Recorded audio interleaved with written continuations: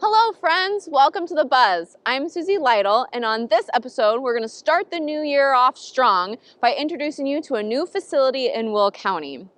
New Year is also a good time to learn new hobbies. So let's get bit by the birding bug to learn your backyard birds. And we'll get a quick rundown on snowshoes so you can enjoy winter hikes. Let's get ready to explore new things on this episode of The Buzz.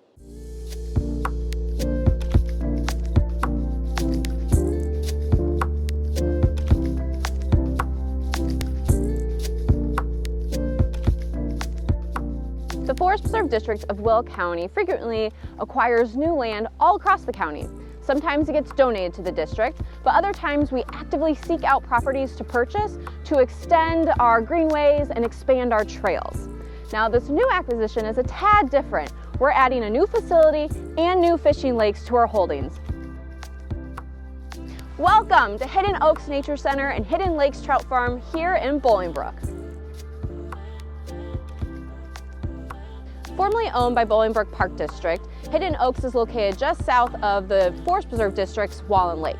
Wallen Lake is a hotspot for birding, fishing, kayak rentals, and programming.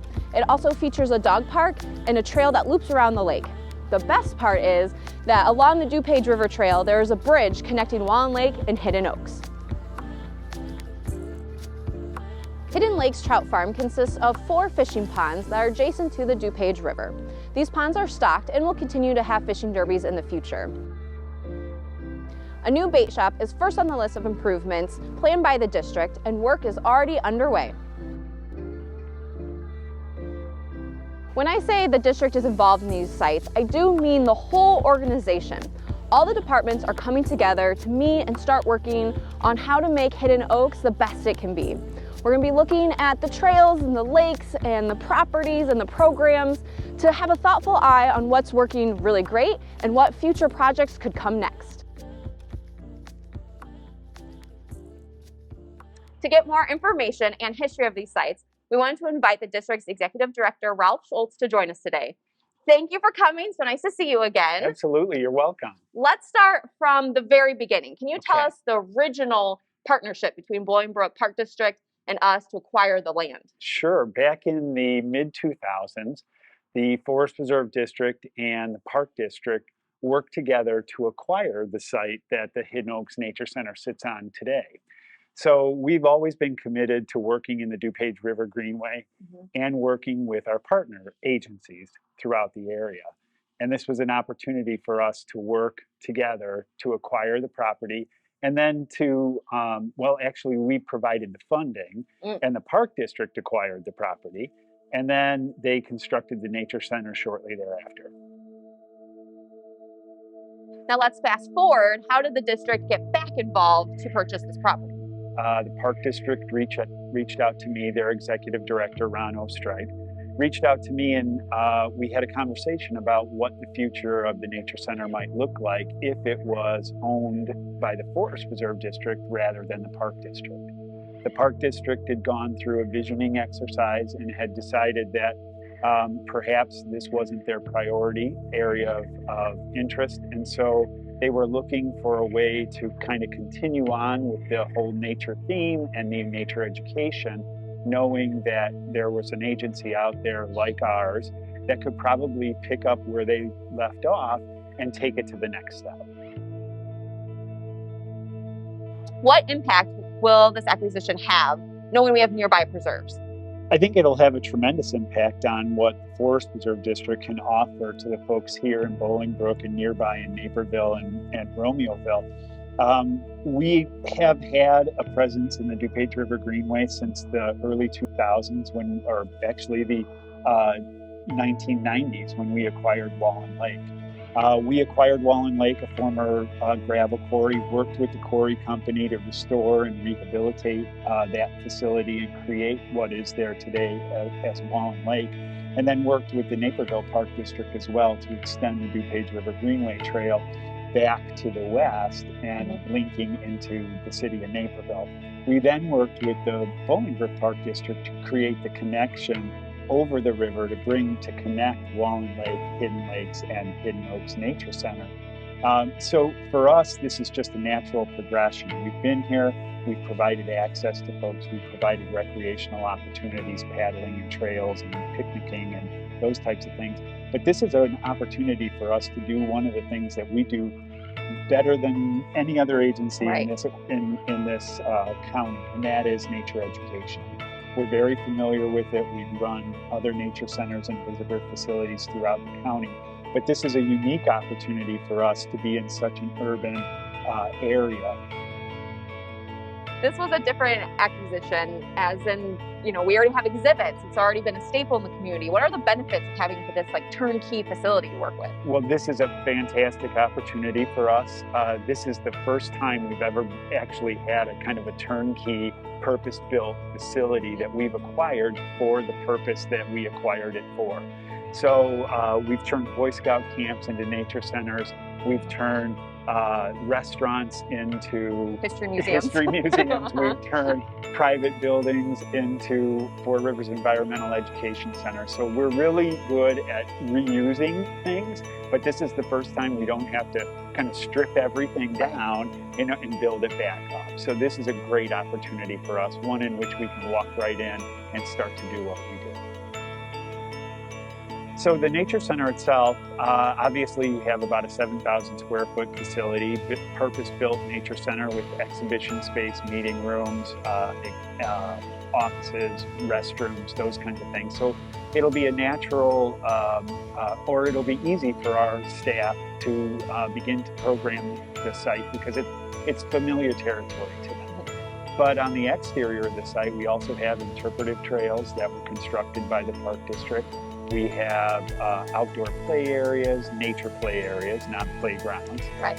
So nature play areas, a council ring, other program spaces, exterior use spaces, decks, roof deck, decks out on the ground. So there's a number of different elements here already. Do you know the history of the trout farms? I know a little bit about them. They were originally in private ownership back in the 60s, 40s, 50s, 60s, and 70s, and then the Park District acquired the property from the family that owned it, and then they began to operate it as the Hidden Lakes Historic Trout. A lot of our water bodies get stocked by the IDNR. Will the trout farm get stocked as well, or is it different because it's a farm? No, it will be stocked by IDNR. So the Park District also had a stocking program with IDNR. We'll continue that. We'll stock it in a similar fashion. And then we'll work with the Park District also on some programming. They ran a number of fishing derbies here through our intergovernmental agreement. We'll continue to do those in partnership with them. And so we hope that the lakes and the management of the lakes and the use of the lakes won't change for folks at all. Perfect. I'm excited to be able to have a facility like this, one that's similar to our other facilities throughout the county, but an area where we've never been able to really flex our muscle, our environmental education muscle, I guess, if you want to say that, in a way that will really be beneficial to the area up here. And I think that we can continue to work in partnership with the Park District, with the village, with the city of Naperville Park District. There's so much opportunity here for us to just reach out and do the things that we do best and add to that whole conservation conversation. We are thrilled to be involved with these new sites and can't wait to bring new programs and events to the community. To keep up with our progress and new updates, check out reconnectwithnature.org and the Hidden Oaks Nature Center Facebook page. Make sure to give us a like so you don't miss out on a thing.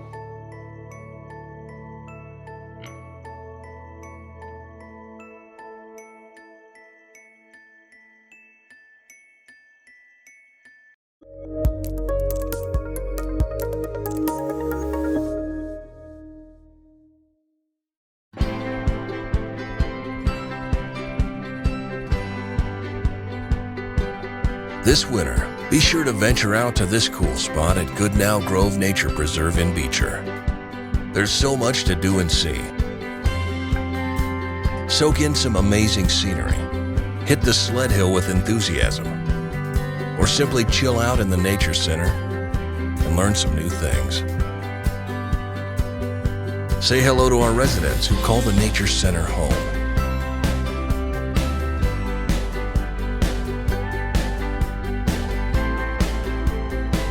Get an inside look at a working beehive.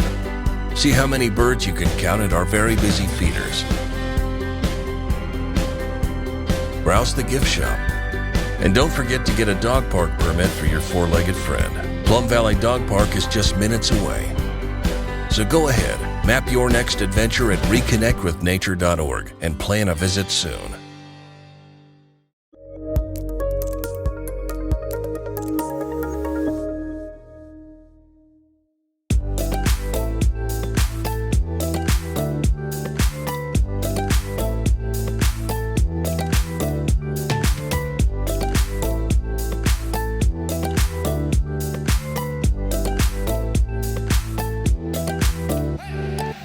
Winter doesn't have to be a limiting time to get outside. The right equipment makes all the difference. My favorite time to go for a hike is right after a big snowstorm. But walking in all that snow can be kind of a pain. So, snowshoes to the rescue. Snowshoes are not a new invention, and they've been used throughout history. Now, finding the right kind of style can make all the difference for your next winter hike. It is believed that humans started using snowshoes 6,000 years ago in Central Asia. And it wasn't just for fun or recreation, it was for survival. Snowshoes were a must when they were hunting and gathering. And they also used them for transportation, to cross the continents even. They snowshoed across the Bering Land Sea Bridge to get to North America. If you think about all the different kinds of habitats and environments in North America, there's a lot of elements to consider. Some areas are wide and open, while others are dense and forested. So therefore, there are different styles of snowshoes to work with all these different elements. There are 4 common styles of snowshoes: bear paw, Ojibwe, Alaskan, and Huron. Now, the names may change from region to region, but the shapes are generally the same. First up is the bear paw. This is an all-rounded snowshoe with no tail, and it's used for those dense areas with lots of thick brush.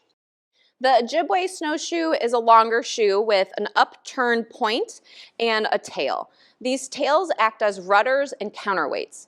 This shoe would be great for open areas and with the crusty snow because this tip will break apart the snow as you walk. The Alaskan has a rounded upturned toe with a long tail and is the largest. This makes it the sturdiest as it has the most surface area. It's best for open areas and deep snow. Last is the Huron, or called a catfish because it kind of looks like a fish, has a rounded toe and a shorter tail. This is a hybrid between the Ojibwe and the Alaskan, so it makes it like it's all-purpose shoe, good for a variety of snow conditions. Modern snowshoes really haven't changed shapes from long ago. They've just changed the building materials. Here's a modernized Huron that's made out of plastic, and here's a more modernized bear paw made with a metal frame. It's all about the science behind them. You want to increase your surface area of your foot so that you float on the snow rather than sink in. If you're looking to buy a pair of snowshoes, think about where you're going to go and what you're going to be doing. The different kinds of environments you're going to face will determine the different styles of snowshoe you'll need. And here are my tips for walking in them. First, go when there's deep enough snow, then walk with a little waddle, and make sure you pick up those knees. You don't have to go far to use your snowshoes. Anytime that there's snow on the trails, hit your local forest preserve to try it out.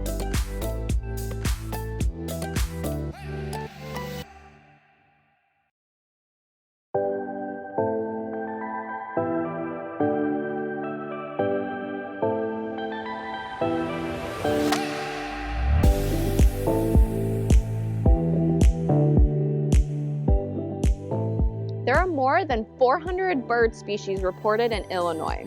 For someone who's trying to learn their names and calls, that number can be very intimidating.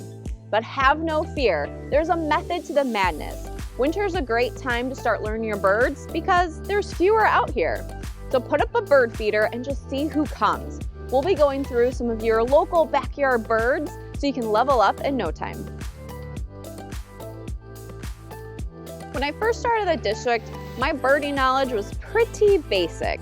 I had a college course teaching us the different species of birds, but we were looking at more stuffed and lifeless specimens. It's much different than having the real deal flying around.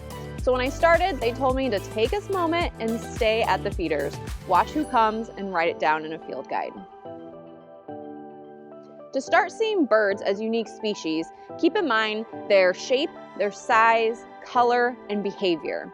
It's fun to look up behaviors because it gives the particular bird a little bit more personality, making it easier to remember. Another tip is repetition. The more I quiz myself, the better I got. Birds are separated into different groups. You may be able to name a few off the top of your head, like ducks, bird of prey, and songbirds. For our backyard birds, we'll be going over a few songbirds, sparrows, and woodpeckers. The term songbird makes it feel like all the birds in these categories are world-class singers. But that's not the case. They do, however, share all the same kind of feet that are made for perching and grasping branches. They all share the same characteristic of a muscle control of a specialized vocal organ called the syrinx. The songs of a songbird can range from the sweet whistling song of the northern cardinal to the squawk of American crows. Sparrows are also considered songbirds, but for identification purposes, we'll move them to their own category and discuss them later. We'll start with the bigger birds and work our way down.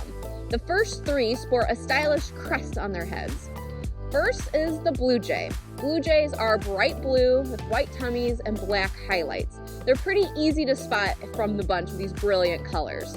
Blue jays like to be on the forest edges looking for acorns, but at your feeders, they'll go nuts for peanuts. They also make lots of different calls, one being their name, Jay, Jay. But they can also mimic other birds like the scream of a hawk to have the feeders to themselves.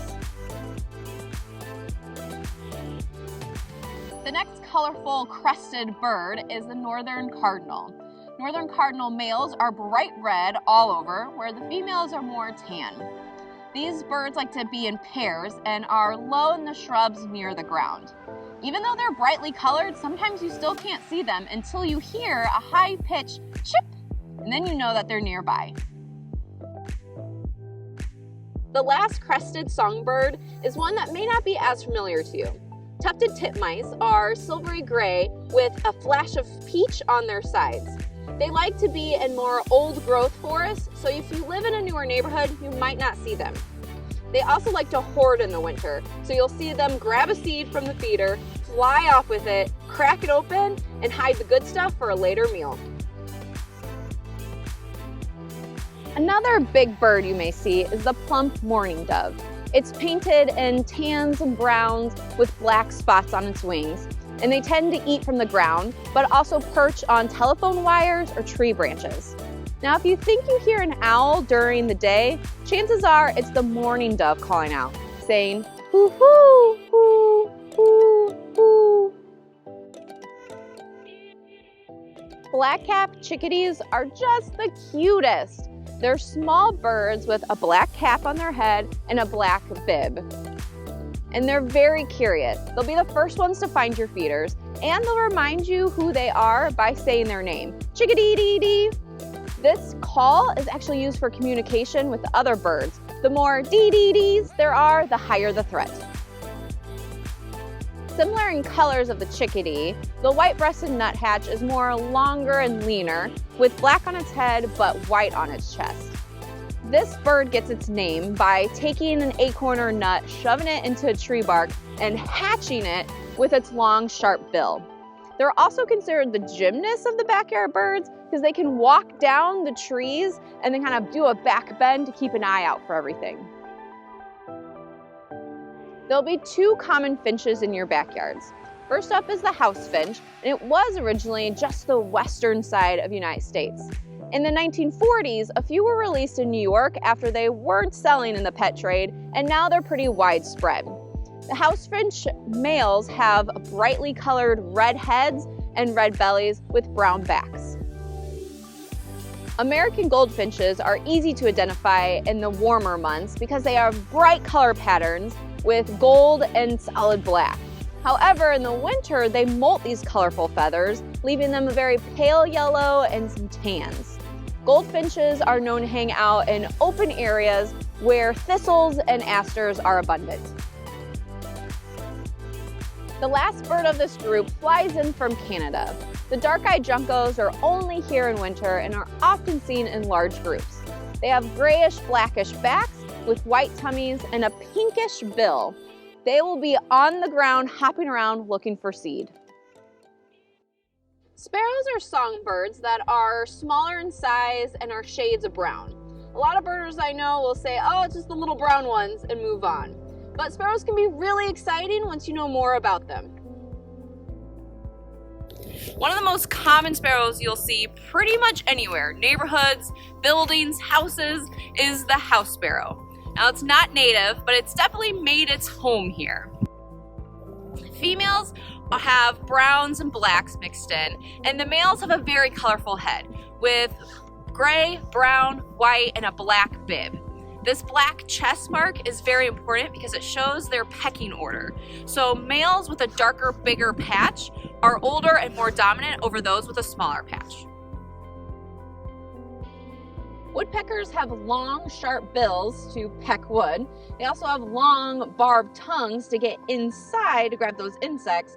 And they have distinct feet that lets them hold on to the bark as they're hammering away. Generally, woodpeckers have all the same kind of shape and the same color patterns, including some sort of black, white, and a dash of red. Red-bellied woodpeckers can be identified by their bright orangey red heads. They also have black and white stripes on their wings. They do have a red spot on their belly, but it's by their feet, so you kind of need to know where to look. They do get confused for the red-headed woodpecker, which is a whole different species with a ruby red head and fully black wings.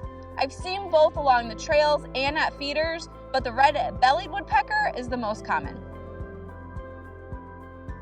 One of the more familiar woodpeckers is the downy woodpecker. It's the smallest one out of all of our local woodpeckers and has a black and white checkered pattern on its wings. Males will have a little red dot on their heads. The downy woodpeckers can get confusing for new birders because they sort of look like the hairy woodpecker. The hairy woodpecker is double the size with a longer bill. Whew, that may have seemed like a bird overload, but trust me, this is the best place to start when learning your backyard birds. Easiest thing to do is set up a feeder and see who comes. Practice every day. Now, if you're not in a spot with a feeder, come out to the forest preserves, walk the trails, or visit us at the facilities that have bird feeding areas like Plum Creek Nature Center or here at Ala Cash Museum in Romeoville.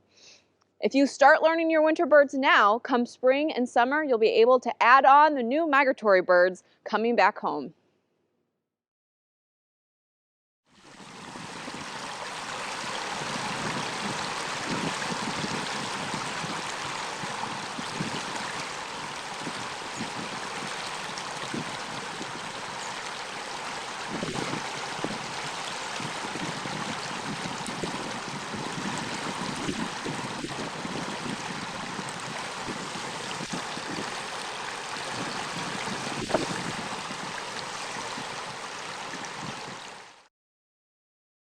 One of my favorite things about the forest preserves is that there's something to do all season long. Don't let winter get you down. Head outside to learn those backyard birds or enjoy a peaceful hike. Hidden Oaks may not be open yet, but don't be a stranger to our other facilities. Don't know where to go? Check out reconnectwithnature.org for facility updates and an interactive trail map to help you map your next adventure. I hope to see you out there, but until then, I'll see you next time on The Buzz.